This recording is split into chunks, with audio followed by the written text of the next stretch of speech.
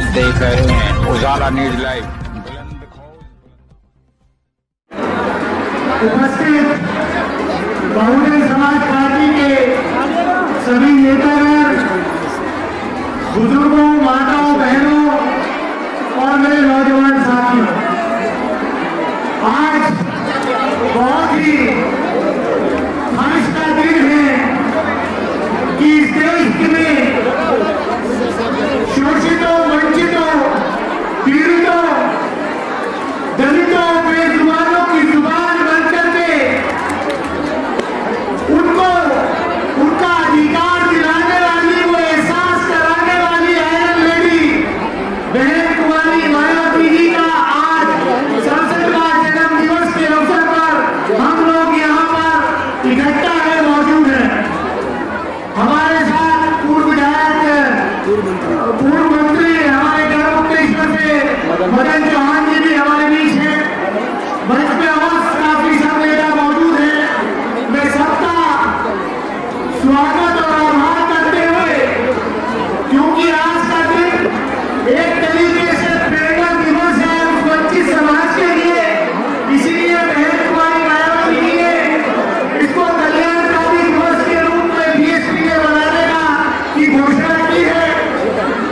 मैं ज्यादा कुछ न कहते हुए इतना ही कहूंगा कि आज देश के अंदर जिस तरीके का नफरत का माहौल पैदा किया जा रहा है, उससे मुकाबला करने के लिए बहुजन समाज पार्टी का एक केंद्र का एक व्यक्ति के ऊपर और बड़ी जिम्मेदारी जो है वो आ जाती है। आज प्रदेश और देश की सत्ता में जो लोग बैठे हुए हैं, उन लोगों का एक ही मकसद है, एक ही सपना है कि बाबा साहब डॉक्टर भीमराव अम्बेडकर ने जो हमें संविधान दिया, जिस संविधान के चलते आज वोट का अधिकार हमारे पास है, आज वो सारा अधिकार हमारे पास है, उन अधिकारों को छीनने का काम उत्तर प्रदेश में बैठी हुई सरकार और केंद्र में बैठी हुई सरकार करना चाहती है। उनका असली मकसद बाबा साहब का दिया हुआ ग्रंथ, वो संविधान बदलना उनका मकसद है। ये तो जो भाई से भाई को लड़ाने की राजनीति करते हैं, हिंदू मुसलमान करते हैं, जात धर्म करते हैं, व्हाट्सएप यूनिवर्सिटी में जो सुबह से शाम तक जो द्वेष फैलाने की कोशिश करते हैं, ये सिर्फ बादगी है।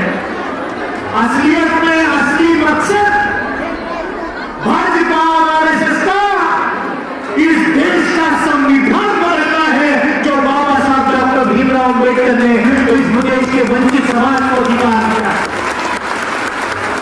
मैं आपसे कहना चाहता हूं, बाबा साहब डॉक्टर भीमराव अम्बेडकर के उस मिशन को आगे बढ़ाने का काम माननीय काशी राम साहब ने किया। आज बहन कुमारी मायावती जी उस कार्रवाई को लेकर के आगे बढ़ रही है।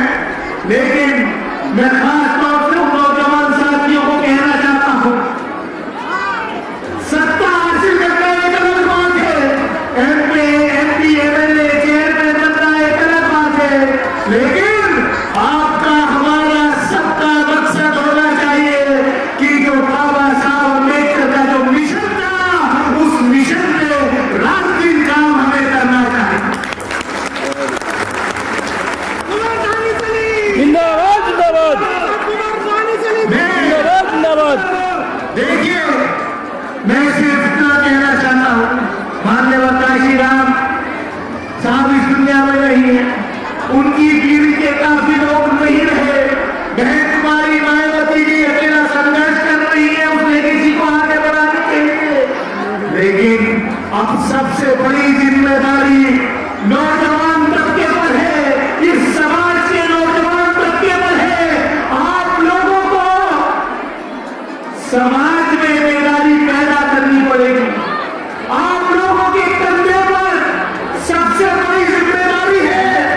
आज मुझे कहने में जरा भी गुरेज नहीं है कि मिशन का काम जिस तरीके से होना चाहिए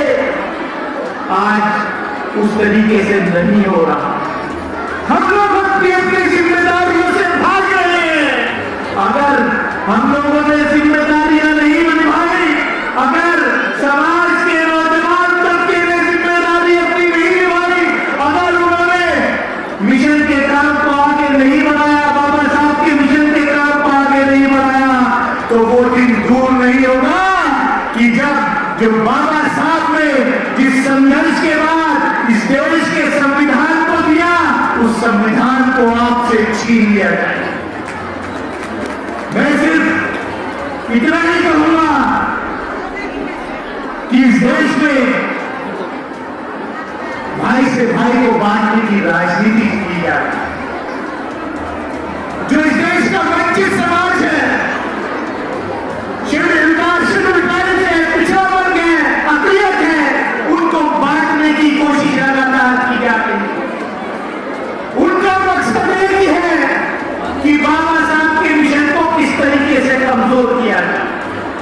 बाबा साहब का मिशन तब कामयाब होगा जब वंचित समाज के सभी लोग एकजुट होकर के, इकट्ठा रहकर के बाबा साहब के सपने को साकार करने की लड़ाई लड़ेंगे।